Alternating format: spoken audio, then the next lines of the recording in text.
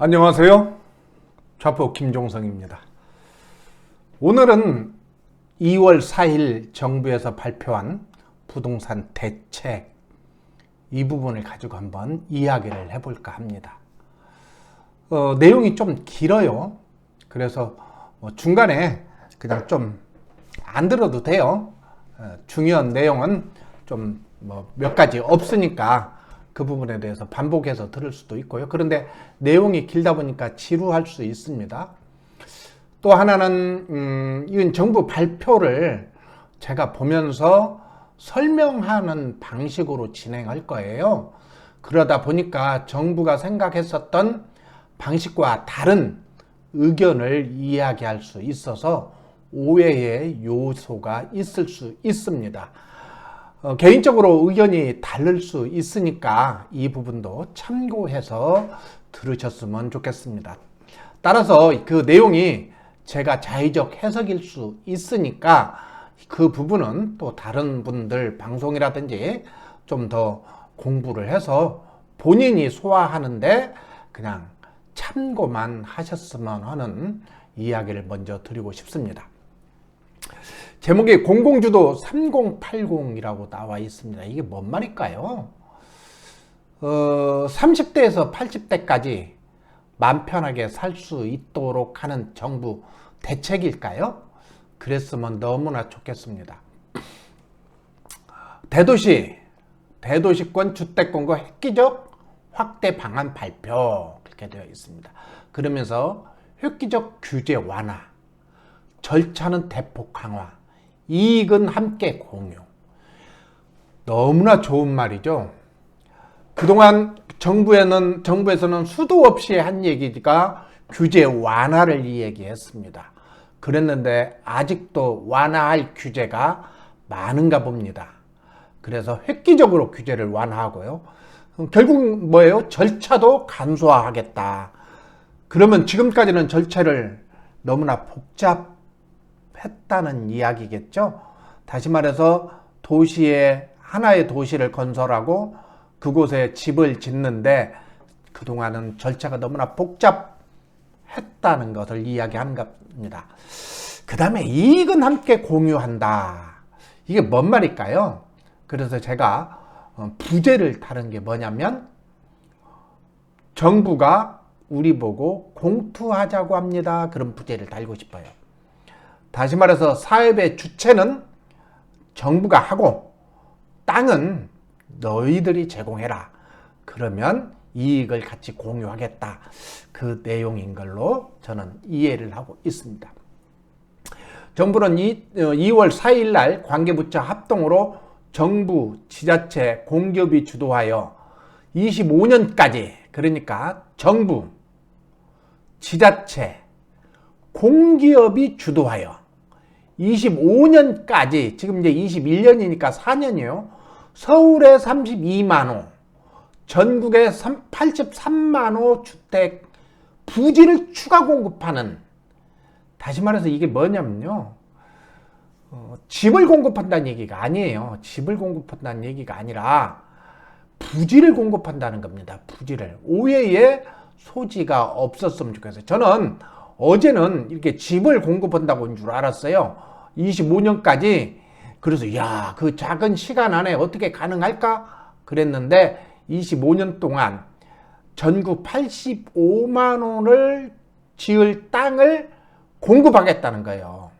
그래서 정부주도 3080 대도시권 주택공급 획기적 확대 방안을 발표한 겁니다. 한번 볼까요? 압도적 물량 공급으로 수급 불안 심리를 해소하겠다. 그래서 물량은 서울에만 분당 신도시 3개, 강남 3구 아파트 수와 유사한 32만 원을 공급하겠다. 서울에. 여러분 잘 한번 생각해 보세요. 서울에 분당 신도시 4개가 들어갈 공간이 어디 있을까요? 강남 3구 아파트 수와 유사한 32만 호 공급할 수 있는 그런 곳이 어디 있을까요? 여기서 우리가 오해의 소지가 있을 수 있어요. 왜 그런 거니? 이 32만 호는 우리가 얘기한 것처럼 34평 아파트를 얘기하는 거 아니에요. 여기는 청년주택도 들어갈 수 있고요. 원룸 같은 거, 또 지난번 발표한 것 중에 하나가 뭐냐면 호텔 개조해서 집을 짓는다고 했잖아요. 그런 것까지 다 들어가는 거예요. 아파트만 32만 원을 공급하는 게 아니라 가구를 32만 가구를 하겠다는 거예요. 그 다음에 건설기간 획기적 단축. 정비사업 평균 13년이 걸렸는데 5년 이내로 하겠다. 진짜 이건 저는 제발 이렇게 됐으면 좋겠어요. 아니 그러면 지금까지 왜 이렇게 안 됐을까요? 왜 지금까지 평균 13년이 걸렸을까요? 결국은 지금은 정부 주도로 지자체, 정부, 공공기관이 주도적으로 하니까 5년 안에 할 수 있다는 건가요? 그렇다면 왜 진짜 그렇게 못했을까요? 품질. 특별 건축 구역에 민간의 창의적 설계 시공, 그 다음에 충분한 생활 SOS, 사회 간접 시설이죠. 도로를 확충한다든지 뭐 철도를 넣는다든지 그런 얘기합니다. 그래서 내가 살고 싶은 주택, 내가 살고자 하는 지역에 우량의 품질을 공급하겠다 그 얘기입니다. 그 다음 공공 분양을 통해 시세보다 저렴한 집을 공급하겠다. 시세보다. 그러니까 뭐예요? 그동안은 민간이 했기 때문에 비싸니까 이번에는 공공 분양을 통해서 저렴하게 집을 공급하겠다. 그 다음에 또 하나 3040 세대 실수자를 위해 청약제도를 개편하는데 이것을 뭘 하냐면 추첨제를 다시 도입하겠다는 거예요. 추첨제. 그동안은 가점제만 했잖아요. 원래 이제 추첨제가 있었죠. 추첨제가 있었는데 이 정부 들어서서 추첨제를 폐지했는데 이제 다시 추첨제를 도입하겠다. 그래서 지금 청약이 뭐 너무나 어렵잖아요. 젊은 사람들 30대, 40대 중에 또 식구가 적은 사람들은 점수가 약하기 때문에 그런데 이제 이것을 추첨제를 도입하겠다. 결국 이 이야기 뭐예요? 저는 이제 이 이야기를 하면서 계속 그 정부가 해왔던 것들에 대해서 비판을 안 하고 싶어도 계속 비판적인 말이 나와요. 왜 그러면 전작 이 추첨제를 안 했어요? 그렇게 해서 젊은 사람들이 연끝을 해서 집을 사게 만들었을까요? 도저히 이해가 안 가요, 저는. 예. 그래서 이제사 추첨제를 도입하겠다. 제가 이제 제가 어제 이 대책에 대해서 간단하게 제가 방송을 했고 굉장히 좋아했습니다. 이제 좀 정부가 전문가들의 의견을 귀담아 듣는구나. 그렇게 해서 아주 좋은 평가를 했어요. 그런 것들이 이제 이런 거에 들어간 거죠. 추첨제가 들어간 거죠. 그 다음에 과감한 규제 혁신과 개발 이익을 공유하겠다. 아주 말이 좋습니다. 다 바라는 내용이죠, 이게. 왜 전작 이렇게 하지 그랬을까? 참 마음이 아픕니다. 개발 이익 공유. 그렇게 하면 다 우리 같이 잘 살자는 얘기잖아요. 예. 그래서 도시 건축 규제 완화, 용도 지역 변경해주고요. 용적률도 상환해주고 기부 체납 부담을 완화해주겠다. 젠장 하셨어야지 이렇게. 또 하나 재건축 초과 이익 환수제도 피하겠다. 그것이 뭐냐면 공공시행을 전제로 재건축 초과 이익 분담금을 없애주겠다. 이제 논란의 여지가 있어요. 이 부분에 대해서는. 외원군이 이제 예를 들어서 뭐 어디 아파트 단지가 있는데 그 조합원들이 재건축을 하려고 하는데 이 부분에 대해서 결의를 하는 거죠. 그래서 국가에서 시행을 해달라. 국가에다 위탁을 하면 초과이익 환수제를 없애주겠다 그 얘기입니다. 예. 그리고 또 뭐예요 이게 인허가 신속지원 중앙정부 또는 지자체 지구지정 지자체 인허가 통합 심의를 하겠다는 거예요. 다시 말해서 여러분들 재산을 국가연타에 위임을 하면 재건축 초과이익 환수를 하지도 않고 그 다음에 인허가도 신속하게 하겠다. 예. 더불어 개발이익도 공유하겠다는 거예요. 뭐요? 토지주 초과 수익 또는 생활 SOC 확충 세입자 보호 공공자가 임대. 말이 어렵죠. 말이 어려워요. 왜 근거니 그쪽 지역에 땅을 가지고 있다든지 집을 가지고 있는 사람들은 그 토지에 한해서 추가 이익을 주겠다는 거예요. 돈을 별도로. 듣기에는 굉장히 좋습니다. 그 다음에 금방 얘기한 것처럼 도시나 아니 도로라든지 이런 것들을 넓혀주고 이런 걸 해주겠다. 그 다음에 세입자 보호. 이게 뭐예요? 거기에 살고 있는 이게 참 어려움이 있습니다. 세입자를 어떻게 보호할까요? 지금 예를 들어서 뭐 단독주택에 살고 있는 세입자가 뭐 1000에 30에 살고 있다. 1000에 30에. 그러면 나중에 이 사람들이 일이 들어올 때 1000에 30에 살 수 있을까요? 우선권을 주겠다는 얘기겠죠. 우선권을. 그런데 1000에 30을 살 수 있을까? 저는 의심이 돼요. 그 다음에 공공자가 임대. 그래서 공공자가 임대를 할 수 있도록. 이제 조금 내용을 더 더듬어 보면은요. 토지주는 10에서 30% 추가 수익을 주고 또 사업기간을 단축하고 공공이 리스크를 부담하겠다. 세금으로 하겠다는 얘기잖아요. 세금으로. 그럼 그 세금이 어디서 나올까요? 결국은 한번 고민해 볼 필요가 있죠. 민간은 새로운 시장과 비즈니스 기회 창출, 민간 공동시행, 민간 단독 시행도 가능하다. 그 얘기입니다. 그래서 정부는 이번 혁신 방안은 크게 3가지의 기초 원칙을 정했는데요. 첫 번째, 주민 삶의 질 관점에서 획기적으로 규제를 풀겠다. 획기적으로. 도심 내에 충분한 물량의 품질 높은 주택을 공급하기 위해 용적률, 층수 등 도시 재건축 규제를 완화하고 공공과 함께 한다면 과도한 기부 체납을 완화하고 재건축 초과이익 분담금도 받지 않겠습니다. 아니 그러면 지금 충분한 물량의 품질 높은 주택을 공급하기에 용적률, 층수 등을 누가 제한했어요? 민간이 제한했나요? 스스로? 그렇기 때문에 용적률을 못 높였고 층수를 못 높였나요? 이 발산이 참 말하기가 참 그런데 왜 이렇게 표현을 할까요? 그동안은 이런저런 이유로 용적률과 층수를 제한했지만 뭐 그렇게 하면서 이 규제를 하겠다 그렇게 말할 수 없을까요? 아무튼 그 다음에 공공주도로 절차를 대폭 간소화하겠습니다.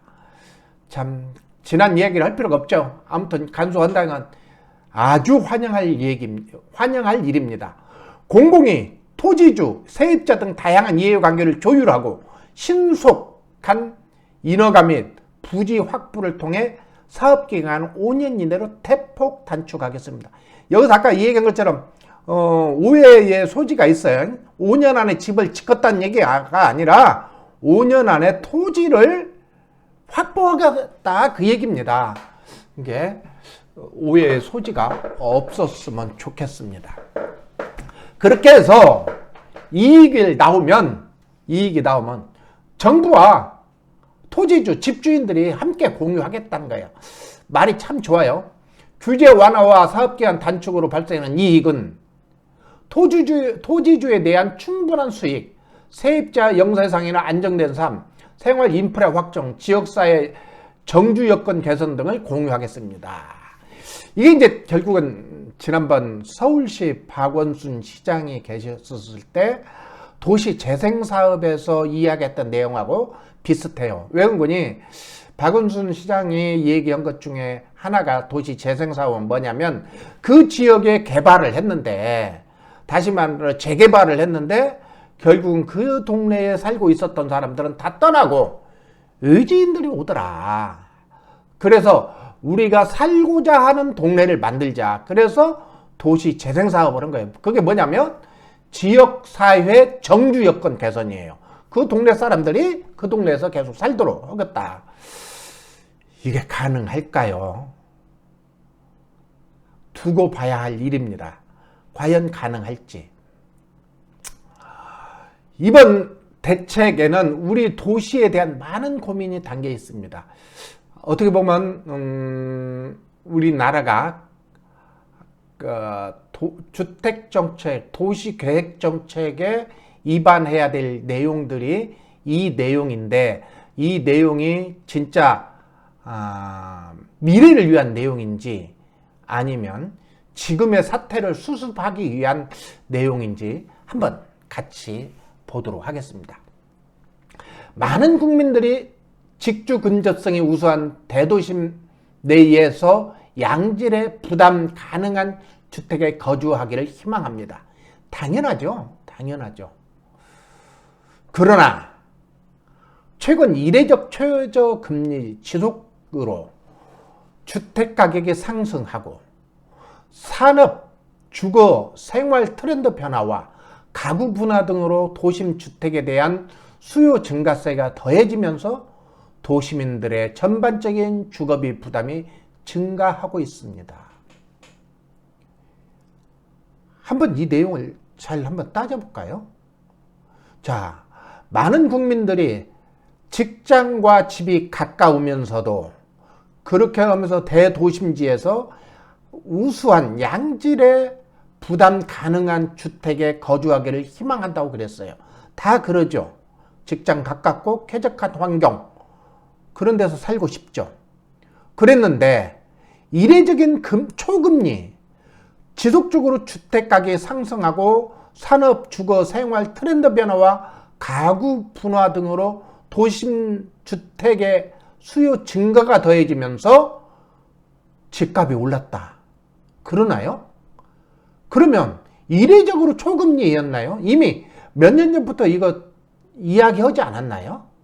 지난 정권 때부터 이거 이야기하지 않았나요? 그 다음에 주택가격이 상승한다고 전망했기 때문에 정부에서는 계속 집값을 잡는다고 얘기하지 않았나요?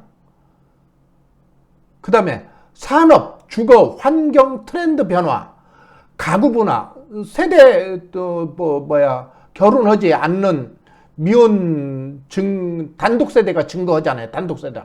우리가 교육 문제 때문에 아이를 낳는 것이 큰 부담이 되고 또 집 하나 가진 것이 너무나 큰 부담이 돼서 결혼을 미루는 젊은 사람들이 얼마나 많은데 이것이 최근 일인가요? 짐작하지 못했던 일인가요? 진단이 참 이게 핑계 아닐까요? 핑계? 더 봅시다. 정부가 그간 도심 내 주택 공급 기반을 강화하기 위해 노력을 지속해 왔지만 집값 상승 기대가 지속되고 도심 내 주택이 부족하다는 우려가 커지면서 내 집 마련 불안 심리가 확산되고 있습니다. 정부는 공급이 충분하다고 누차 얘기했습니다.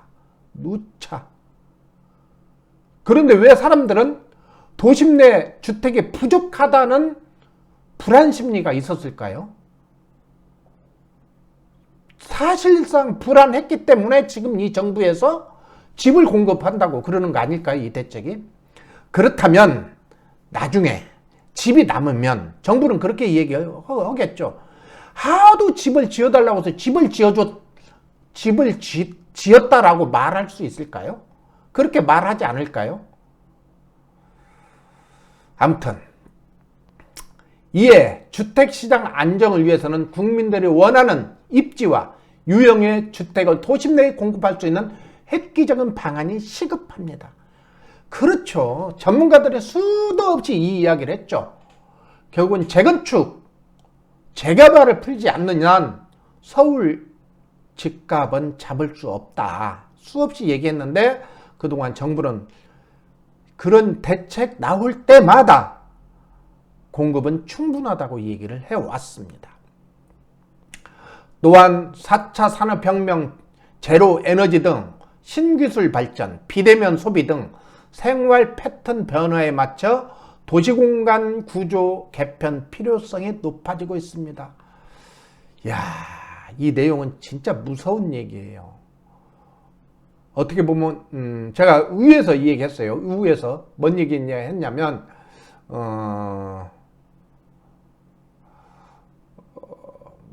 이번 대책은 우리 도시에 대한 많은 고민이 담겨 있다. 그 얘기가 아마 이 얘기가 아닌가. 우리가 가야 될 방향을 정부에서 이미 고민하고 있고 이 고민이 이번 대책에 담겨져 있는 게 아닌가 그런 생각이 듭니다. 아무튼 그러나 우리 도시는 이러한 메가 트렌드를 쫓아가기에는 다소 경직적인 모습을 보이고 있는 것이 사실입니다. 역세권은 대중교통과 녹색기술을 접목하여 저탄소 주거 상업 복합지구를 갖춘 고밀개발이 필요합니다.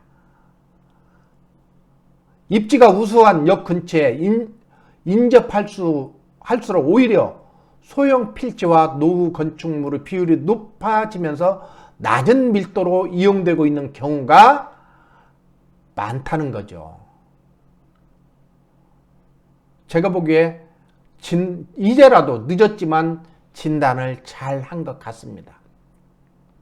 공공이 주도하면 충분한 주택을 신속하게 공급할 수 있습니다. 이 말도 조금은 좀 그래요. 그러면 공공이 주도 안 하면 못 믿겠다는 건가요? 민간이 하면 못 믿겠다는 건가요? 민간이 하면 신속할 수 없다는 건가요?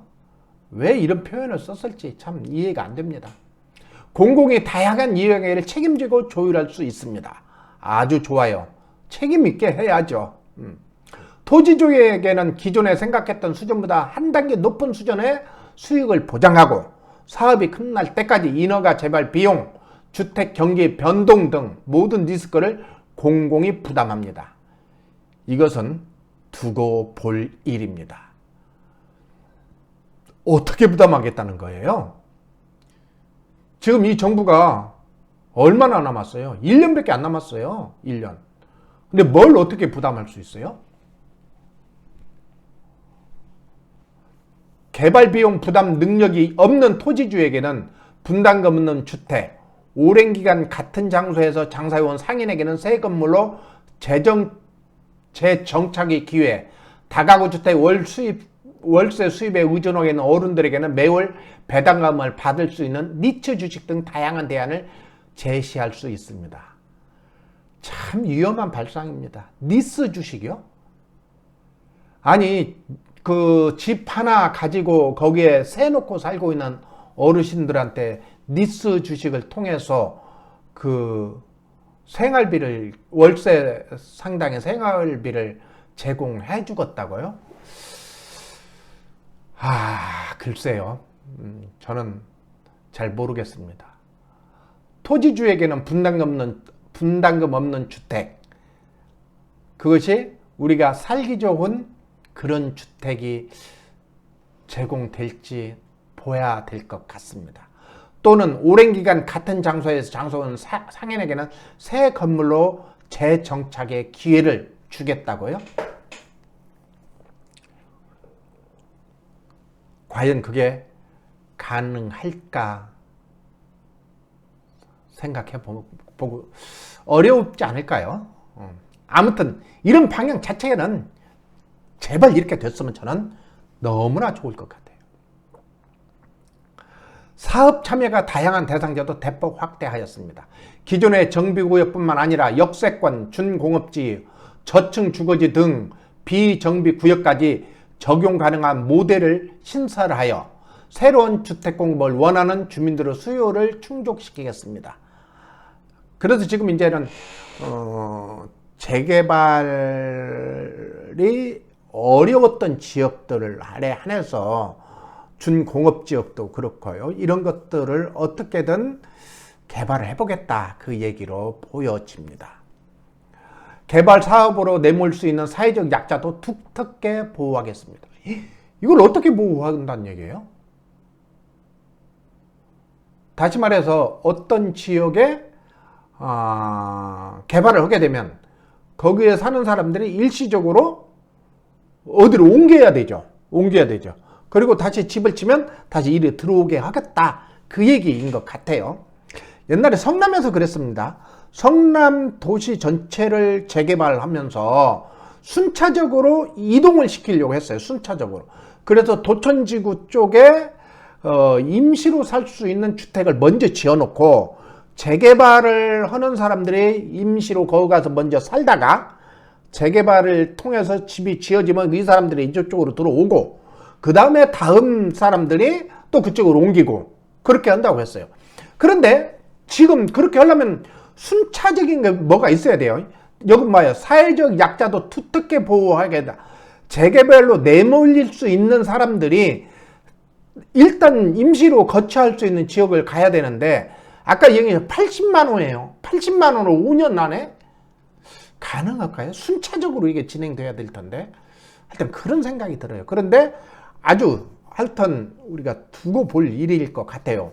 아주 좋습니다. 이렇게만 된다면. 세입자, 영세상인 등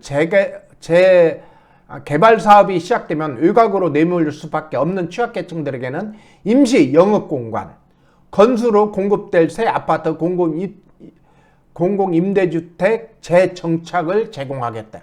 아까 이제 이 이야기하고 같은 얘기죠. 그런데 말입니다. 이분들이 새로 들어온 그곳에서는 임대료도 비싸고 집값도 많이 비싸고 상가도 많이 비쌀 텐데 가능할까요? 한번 약간 재래시장 같은 규모를 가지고 있는 상인들은 어떻게 할까요? 이렇게 반듯한 쇼핑센터 같은 게 들어선다면 그분들이 거기 가서 어떻게 적응할 수 있을까요? 아무튼 동시에 사업구역 간의 순환정비 및 수도권 인근 택지를 활용한 광역 순환정비를 통해 주택 멸실 및 이에 따른 이주 수요에도 효과적으로 대응할 수 있습니다. 제가 금방 말씀드린 거예요, 이게. 근데 이것을 광역 순환정비를 통해서 한다는 거예요. 뭐 인천을 하게 되면 인천 사람이 어디로 가요? 뭐 서울 쪽으로 온다든지. 서울 어디로 가? 갈 데가 없는데. 그럼 어디로 가? 인천 사람들이. 그러면 경기도 쪽 어디로 가야 되겠죠? 뭐 광역. 하여튼 이제 세부적인 것은 나중에 나올 거니까 한번 더 봅시다. 그 다음에 개발이익 사유화 걱정 없이 과감한 규제 완화도 가능합니다. 공공은 발생하는 수익을 모두 공익상의 목적으로 사용하므로 과감한 용도지역 변경 및 용적률 완화, 기부 체납 완화 등이 가능하고 재건축의 경우 초과이익 분담금을 부과하지 않겠다. 그 얘기입니다. 근데 이게 이제 상당히 시장에서 반응이 두 갈래로 갈릴 거예요. 일단 초과이익 환수금을 부과하지 않는 당근이 들어왔죠. 당근이. 그런데 이분들이 재건축을 하려면 근데 공공에다 맡겨야 돼요. 공공기관에다. 정부에다 맡겨야 돼요. 그럼 정부에서다 맡길 때 정부에서 내가 원하는 가격에 사줄 수 있을까요? 왜 그러냐면 지금 3기 신도시 토지보장도 안 끝났어요. 토지보장도. 그런데 말입니다. 최근에 정부에서는 공시가격을 실거래가로 맞추려고 그랬죠. 그래서 공시가격을 계속 올렸잖아요.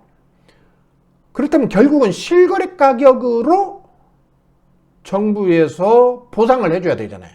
실거래가 플러스 알파가 돼야 될 거 아니에요.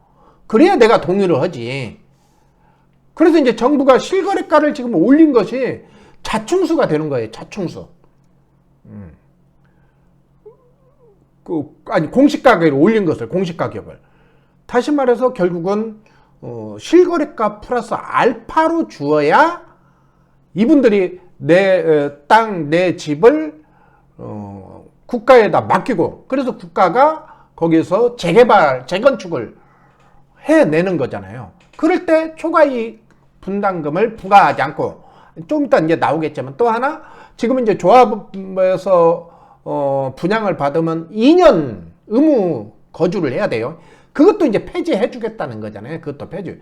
당근 좋아요. 그런데 이제 아까 얘기한 것처럼 지금 현재 그곳에 살고 있는 대상 지역에 살고 있는 그 사람들은 이해충돌이 생길 수 있다는 거예요. 이해충돌이.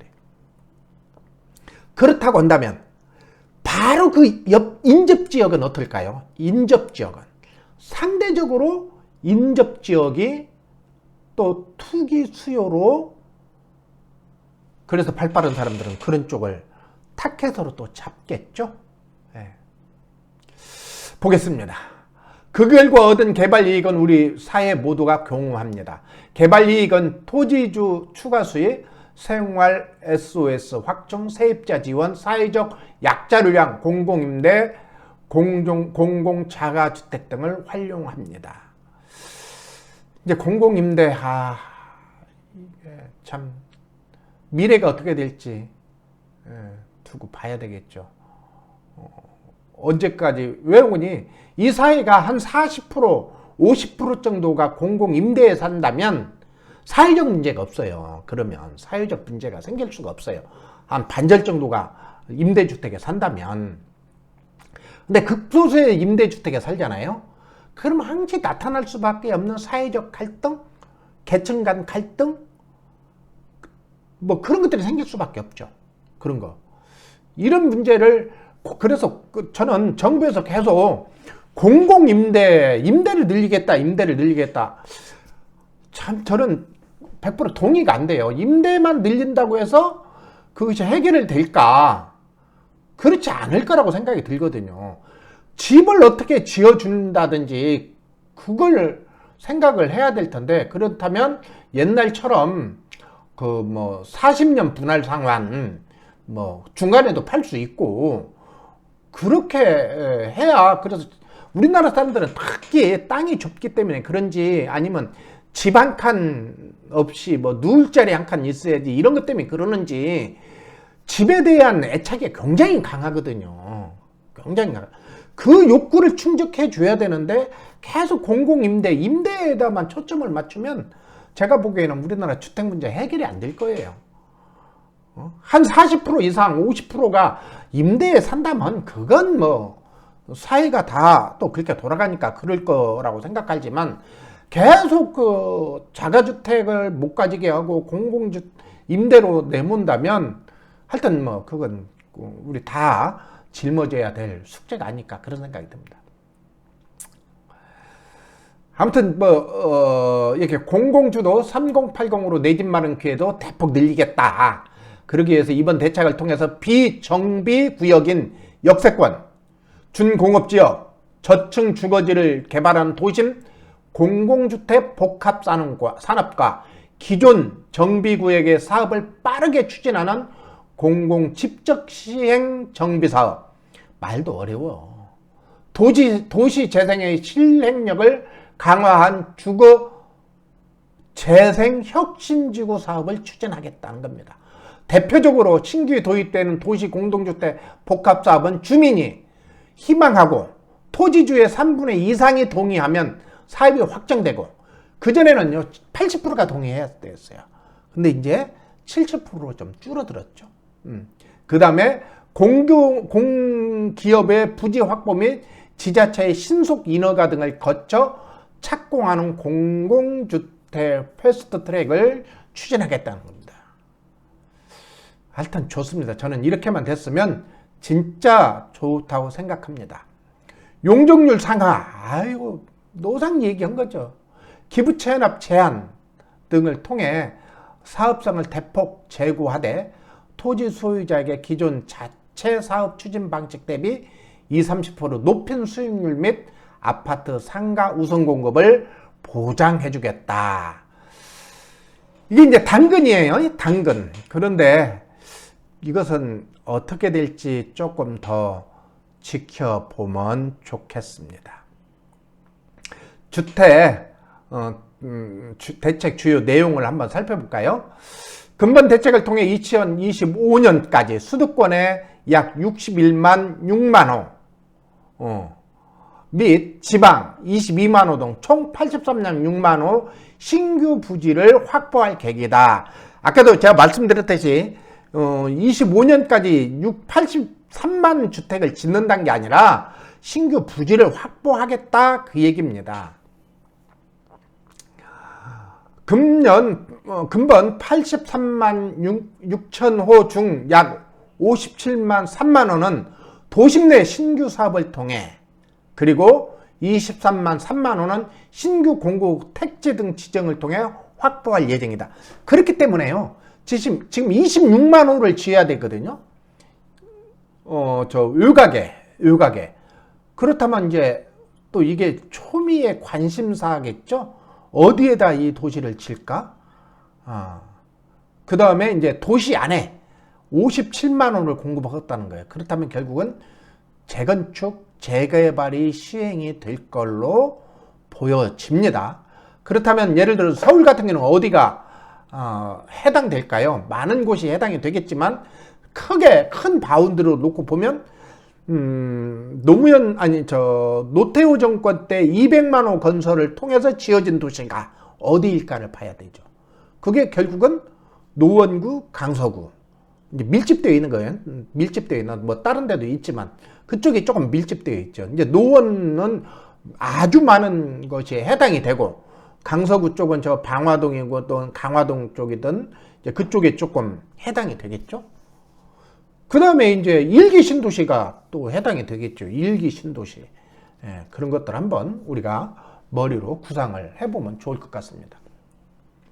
기존 주거복지 노드맵 및 3기 신도시 등을 통해 추진 중인 수도권 127만 호 공급 계획을 합치면 200만 호 이상으로, 이는 역대 최대 수준 공급 대책이다. 맞습니다. 200만 호. 노태우 정권 때 200만 호 건설. 이때 그래 없어 뭐 서해 바다 모래 갖고 지었네 어쩌네 이제 말들이 많았던 것이, 그때는 이제 군사작전 하듯이 집을 지었고요. 지금 이제 여러분들 혹시 기억할지 모르지만 상계주공 8단지 거기가 이미 이제 재건축이 완공을 했고, 지금 시세가 34평 같은 거는 13억 정도 가요. 근데 거기는 어떻게 지었냐면 집을 이렇게 박스로 제공해갖고 이렇게 하나씩 집을 이렇게 올리는 식으로 지었어요. 군사작전 하듯이. 예. 그렇게, 요즘 이제 그렇게는 안 하겠죠. 예. 이번 대책에서 제시한 물량은 밀접한 입지 요건 검증 및 GIS 분석을 통해 사업이 가능한 부지를 확보하고, 그간 정부 또는 민간에서 추진했던 사업들의 민여 참여율을 근거로 공급 물량을 산출되었습니다. 그러면서 이제 쭉 이렇게 나와요. 표에 쭉 나오는데 이것은 참고를 한번 보셨으면 좋겠습니다. 그래서 도심 공공주택 복합 플러스 소규모 재개발 약 30만 6천 호를 공급하겠다는 거예요. 그래서 이게 이제 어디에 해당이 되냐면 재개발 쪽에 무게중심을 실을 거예요. 그래서 여러분들 지역적으로 도시 접근성이 좋으면서 노후된 지역들이 어디인가. 그래서 최근에 이제 많이 이야기된 것들이 가로정비 주택 사업이 이야기 많이 됐죠. 그래서 아마 가로정비 주택 사업에 조금은 탄력을 받지 않을까 그런 생각이 듭니다. 내용을 보면은요, 그래요. 도시 공공주택 복합산업 3년을 신규 도입하여 노후 슬림화 비효율적인 부지 이용 등에도 불구하고 적정 개발 수단이 없어 방치 중인 역세권, 중공업지, 저층 주거지 등을 신속 정비하겠습니다. 그래서 공공의 지구 지정을 통해 부지를 확보하고 양지의 주택과 함께 도시 기능 재구조화를 위한 겁전종설 동시에 추진하는 사업을 진행하겠다 그 얘기입니다. 그래서 이제 또 하나는 만약 그렇게 지정이 되면요, 지정된 이후에 그 지역의 토지거래 허가구역으로 묶을 거예요. 그러면 그때 그 집을 사도 그 집의 입주권을 얻는 게 아니라 현금 청산을 당하는 그런 우려가 있습니다. 그렇기 때문에 지금 투자를 하고자 하는 사람들은 신속하게 발걸음을 옮겨야 되는데, 또 하나는 이번 대책이 얼마만큼 또 효율이 있을까라는 것은 또 다른 문제일 것 같아요. 또 다른 문제. 예. 토지주, 민간 기업, 지자체 등의 저개발된 도심 우수 인집을 발굴하여 LH나 SH 등 주택 및 거점 복합 조성을 제한하면 국토부, 지자체가 적극 검토를 거쳐 해당 지역 개발 사업이 신속히 추진하도록 하겠다. 지금 금방 이제 말씀드렸던 거지.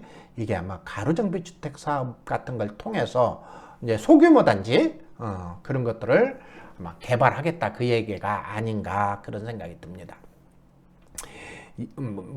그 다음에 이제 이런 얘기는 다 했죠. 용적률 상향, 기부 체납 제한 등을 통해 사업성을 대폭 제고하겠다. 그리고 토지주한테는 기존보단도 10%에서 30%가 수익을 보장해주고, 그 다음에 아파트 상가 우선 공급을 보장해주겠다. 즉 토지 소유자가 장래 부담할 신축 아파트 상가 분양대금을 기존 소유 재산으로 현물 납부한 후 정산하는 방식으로, 더군다나 양도세, 비과세까지 도입해서 진행하겠다. 확실히 땡기는 건 땡깁니다. 확실히. 예. 그렇게 해서 이렇게 한번 쭉 하겠다는 거예요. 역세권도 개발하고 그렇게 하겠다는 겁니다. 어떻게 여러분들 좀 이해가 되셨나요? 한마디로 말해서 이렇게 주택 공급을 기다려온 30, 40대 등 무주택 실수요자에게 충분한 내 집 마련 기회를 보장하기 위해서 이번 대책에 따른 총 물량 중 70에서 80% 이상은 분양주택으로 공급하는 한편, 아파트로 공급하는 한편, 서울 수도권 주요 도심에는 시세대비 저렴한 공공분양주택 공급을 대폭 확대하겠다. 다시 말해서 70에서 80%는 분양을 하고, 또 20%, 30%, 20%에서 30%는 공공임대로 하겠다, 그 얘기입니다. 즉 공급 여력을 대폭 확충하는 만큼 공공임대주택도 현재보다 확대하고 일부는 공공자가주택으로 공급하는 등 다양한 방식으로 내 집 마련을 지원하겠다는 겁니다. 아울러 이번 대책에 따라 공급되는 물량에는 일반 공급 비율을 상향하는 한편 일부는 추첨제로 공급하겠다. 아까 이제 말씀드렸잖아요. 지금 이제 이 정부 들어서는 가점제로만 했는데 이번에는 추첨제로 바꾸겠다, 그렇게 이야기를 한 겁니다. 현재 공공분양은 일반 공급분이 15%에 불과했으므로 당초 민간 택지 인점을 감안해서 일반 공급 비중을 상향으로 조정하겠다, 그렇게 얘기한 겁니다. 그 다음에 이제 강력한 투기방지 대책도 아울러 발표를 했습니다. 이제 이거 잘 들어보시기 바랍니다. 투기 소유 철저한 차단을 위해서 우선 공급은 1세대 1주택 공급을 원칙으로 하고, 대책 발표 이후 사업구역 내에서 기존 부동산을 신규 매입 계약 체결자는 우선 공급권을 미부여할 예정입니다. 다시 말해서 그 지역이 결정된다면, 예를 들어서 상계동에 예를 들어서 어느 지역 이렇게 발표를 딱 했단 말이에요. 그렇게 발표한 지역은 발표된 대책 발표 이후에 거기 가서 집을 샀다고 한다면 이 사람들한테는 우선 공급권을 부여하지 않겠다는 거예요. 예. 다시 말해서 대책 발표 이후 신규 구역 내에서, 사업구역 내에서 신규로 매입한 주택은 현금 청산하겠다. 현금 청산. 이제 우리 오늘 저 카페, 네이버 카페죠. 부동산 경매 더리집 카페 연애원을 위한 실전반 공개 카톡방에 우리 꿈나무님이 이걸 올렸더라고요. 이걸. 예. 그래서 아이고 그거 집사라면 대책 발표 이후에는 분양권을 얻지 못하고 현금 청산 당한답니다. 그 얘기를 올렸는데 그 얘기가 이 이야기입니다. 또 대책 발표 이후 지분 변동, 다세대 신축 등을 통해서 추가 지분 확보 시 우선 공급권을 미부여하고, 이제 대책 발표하면 쪼개기가 이루어질 수 있고, 그 다음에 허름한 건물을 단독주택을 허물어서 다세대로 변동해서 세대를 늘리고 이런 일이 있을 수 있죠. 그 다음에 땅 지분이 큰 것은 반절로 쪼개고 이런 일이 생길 수 있죠. 그런 것에 한해서는 우선 공급을 부여하지 않고 한 채 건축물을 한 개 필지를 다수가 공유하더라도 우선 공급권은 한 개만 허용하겠다. 이제 그 얘기잖아요. 금방 얘기한 것처럼. 예를 들어서 129번지인데 거기에 한 세대가 있는데 이것을 여러 사람이 소유할 경우에는 이것도 허용하지 않겠다. 한 개로만 인정하겠다. 그 얘기입니다. 또한 우선 공급권은 소유권 이전 등기 시까지 전매 제한이 설정되며, 이제 못 팔아먹고 개발될 때까지 묶어놓겠다는 거예요. 그리고 우선 공급 대상자, 그것에 속한 자는 우선 공급 계약일로부터 5년 내 투기 과열지구 우선 공급 및 정비사업 조합원 분양이 불가능하겠다. 다시 말해서 그 지역에 묶인 사람은 이제 다른 지역도 못 가겠다. 아까 이제 말씀드렸듯이 상계 1동에 내가 집이 하나 있고, 그래서 이 지역에 묶였는데 또 상계 2동에 있다고 한다면 여기는 인정하지 않겠다. 그 얘기입니다. 아울러 사업 예정 지역은 토지거래 허가구역으로 지정하여, 아까 이제 제가 말씀드렸잖아요. 토지거래 허가구역으로 지정하여 실거주, 실경영 목적이 아닌 부동산 매입을 제한하고 사업 예정 구역 및 인근 지역의 이상거래 등 투기 수요에 대한 실거래 계획조사 및 현장 점검 등을 강화하겠다. 다른 얘기로 한마디로 정리하자면 토지거래 허가구역으로 묶겠다는 거예요. 그래서 집을 사고 팔지 못하게 하겠다. 이 이야기는 투기 수요가 진입한 것을 근절시키겠다. 그 얘기입니다. 업계, 지자체 등이 사업 예정지로 거론되는 지역은 가격 동향 점검을 강화하고 불안이 심화되거나 이상 징후가 발견 시 사업 대상에서 제외하거나 지구 지정을 중단하겠습니다. 이제 지금 말이에요. 상계주공 3단지 같은 경우에는 예비 타당성이 통과가 됐어요. 그러다 보니까 지금 가격이 많이 올라가고 있습니다.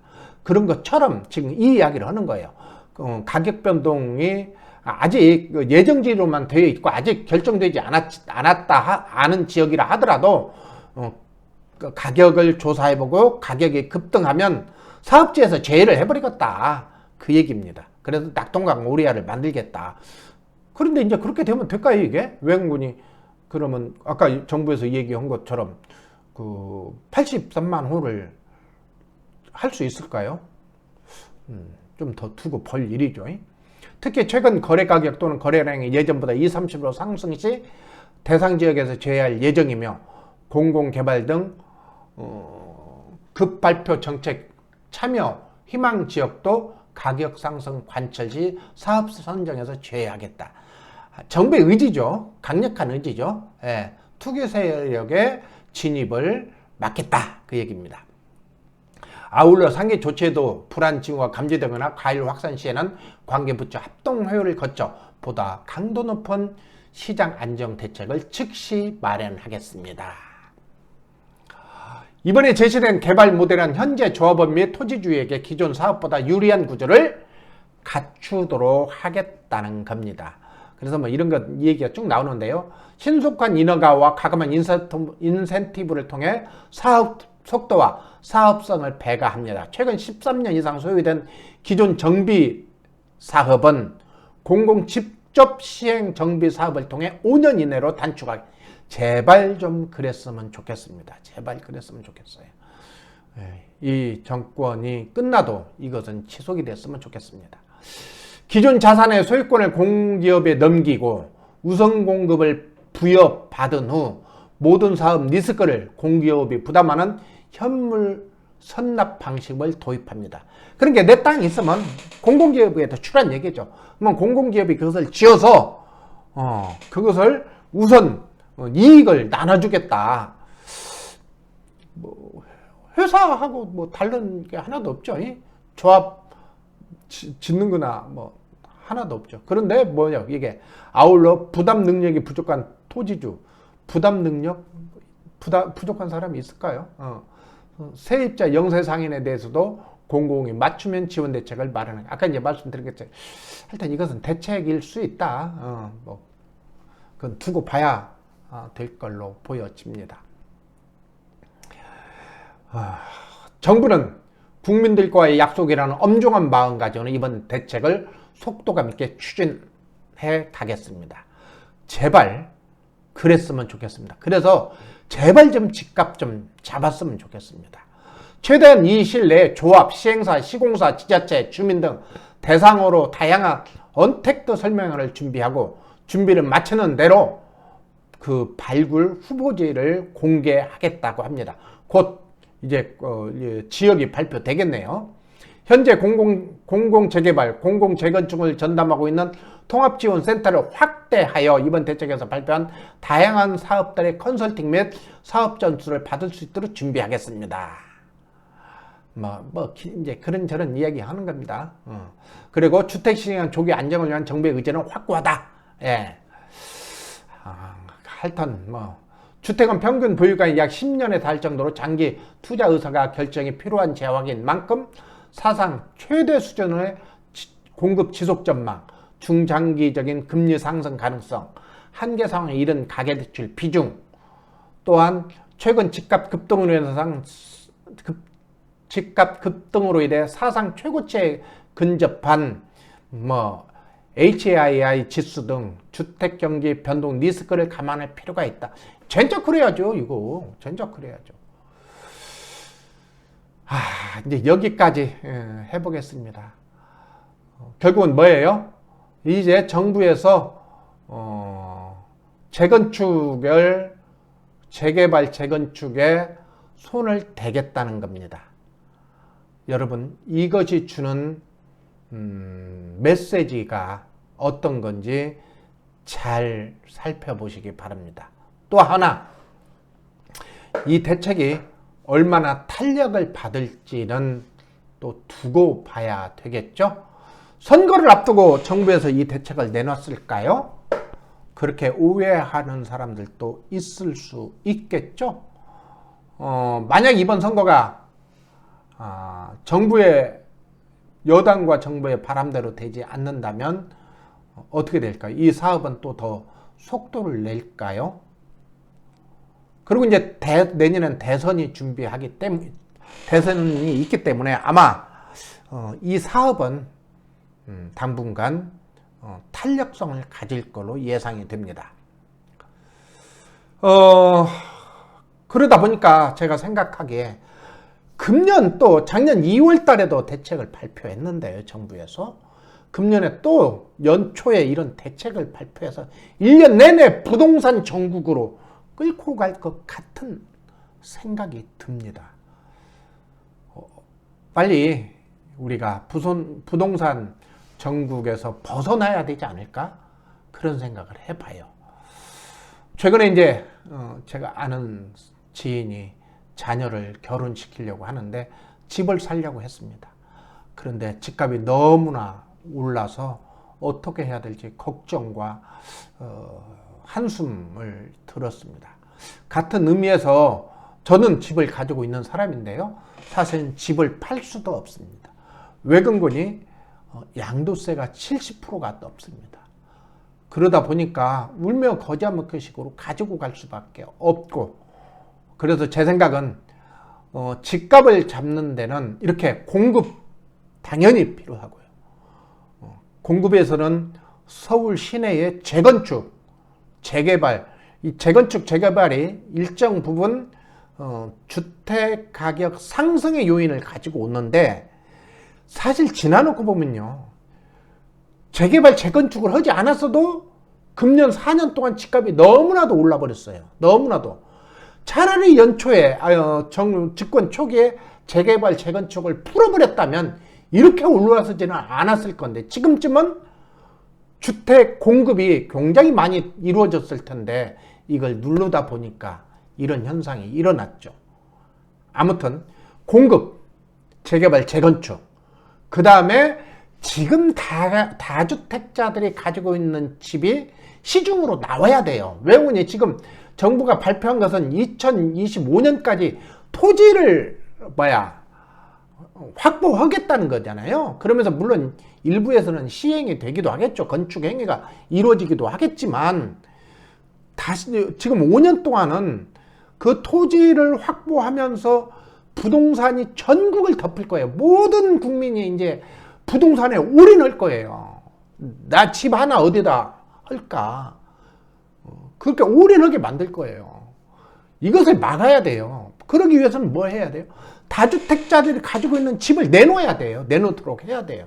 그것이 결국은 세금 감면, 또는 정부에서 실행했다는 임대 3법 철폐, 또 임대주택에 대한 규제, 작년부터, 이 정부 들어서서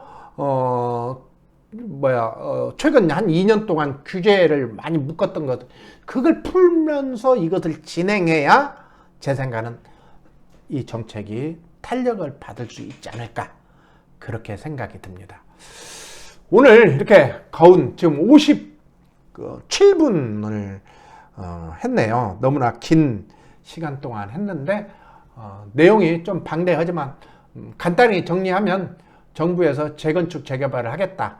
그런데 공공이 참여해서 진행하고 신속하게 진행하겠다. 2025년까지 83만 호가 들어갈 수 있는 부지를 확보하겠다. 그 내용입니다. 여기까지 하겠습니다. 안녕히 계세요.